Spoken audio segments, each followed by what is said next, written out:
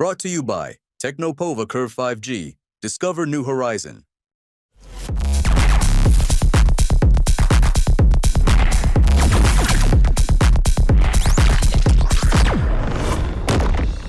तेजी से बढ़ती ये जो ऑनलाइन की दुनिया है अब ई कॉमर्स के क्विक कॉमर्स की ओर और ज्यादा बढ़ चुकी है।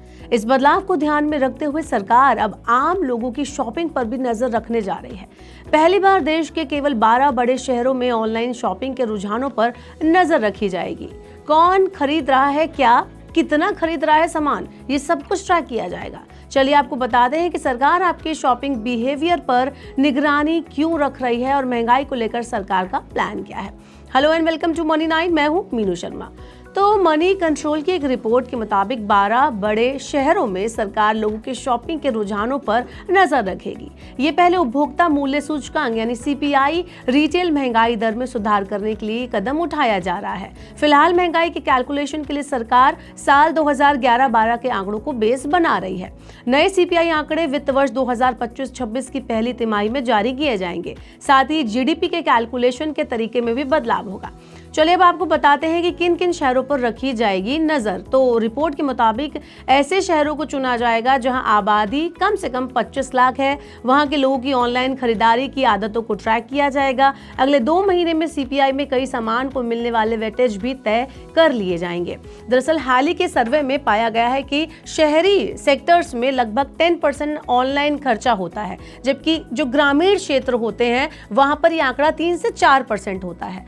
अब आपके दिमाग में ये सवाल आ रहा होगा कि आखिर ट्रैक कैसे किया जाएगा। कोई शॉपिंग कर रहा है और कितनी शॉपिंग कर रहा है, इसको कोई कैसे ट्रैक कर सकता है। तो इसका जवाब है कि MOSPI यानी सांख्यिकी और कार्यक्रम कार्यान्वयन मंत्रालय न सिर्फ ऑनलाइन प्लेटफॉर्म से डेटा इकट्ठा करेगा बल्कि विकसित देशों में इस्तेमाल होने वाले स्कैनर डेटा टेक्निक पर भी विचार कर रहा है।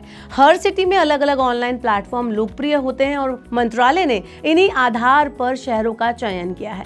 ऑनलाइन खर्च में e commerce sites, quick commerce, OTT सेवाएं और ट्रांसपोर्ट के ऑनलाइन मीडियम जैसे कि रेल और हवाई यात्रा शामिल की गई है। इसमें टैक्सी बुकिंग ऐप्स को शामिल किया जाएगा ताकि आज के जो ग्राहक हैं उनकी बदलती आदतों और कीमतों में होने वाले चेंजेस को बेहतर तरीके से समझा जा सके। अब बात करते हैं कि ऑनलाइन शॉपिंग ट्रैकिंग का ये उद्देश्य क्यों है, आखिर सरकार ऐसा कर क्यों रही है। तो सरकार ये जानना चाहती है कि लोग किन प्रोडक्ट को सबसे ज्यादा खरीद रहे हैं, खरीदारी की मात्रा और आवृत्ति कैसी है, क्या है। विभिन्न आय वर्गों की खरीदारी की आदतें सरकार जानना चाहती है। इसके अलावा मौसमी और त्योहारी खरीदारी के पैटर्न को भी सरकार समझना चाहती है। इसलिए ये शॉपिंग जो ट्रैकिंग का पूरा उद्देश्य है वो ये जो प्लान है वो लाया जा रहा है। तो ऑनलाइन शॉपिंग ट्रैकिंग के जरिए प्राप्त डाटा का इस्तेमाल उपभोक्ता मूल्य सूचकांक यानी सीपीआई को अपडेट करने में किया जाएगा, जो खाद्य पदार्थों, कपड़ों, ईंधन और बाकी की जरूरी वस्तुओं की कीमतों के आधार पर महंगाई दर को मापता रहेगा।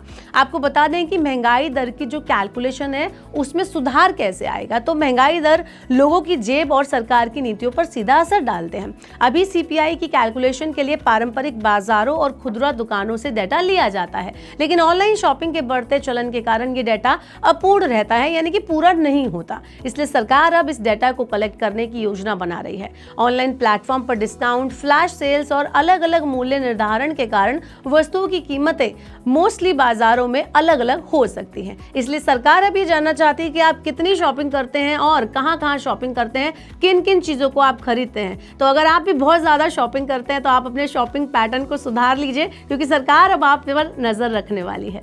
ऐसे और वीडियोस को देखने के लिए बने रहिए मनी 9 के साथ और सब्सक्राइब करें मनी 9 का यूट्यूब चैनल। इस सिप से तो नींद टूटती है, लेकिन केवल जागना नहीं, आगे भी तो बढ़ना है। उसके लिए चाहिए एक और सिप। हर महीने छोटी छोटी रकम की इंस्टॉलमेंट यानी सिस्टमैटिक इन्वेस्टमेंट प्लान से शुरू कीजिए निवेश। लेकिन पैसे बढ़ाने वाली कौन सी सिप आपके लिए रहेगी अच्छी? म्यूचुअल फंड सिप से जुड़े हर सवाल का जवाब मेरी सिप मेरा सवाल। सोमवार से शुक्रवार 4 बजे मिलेंगे हम सिर्फ मनी 9 पर।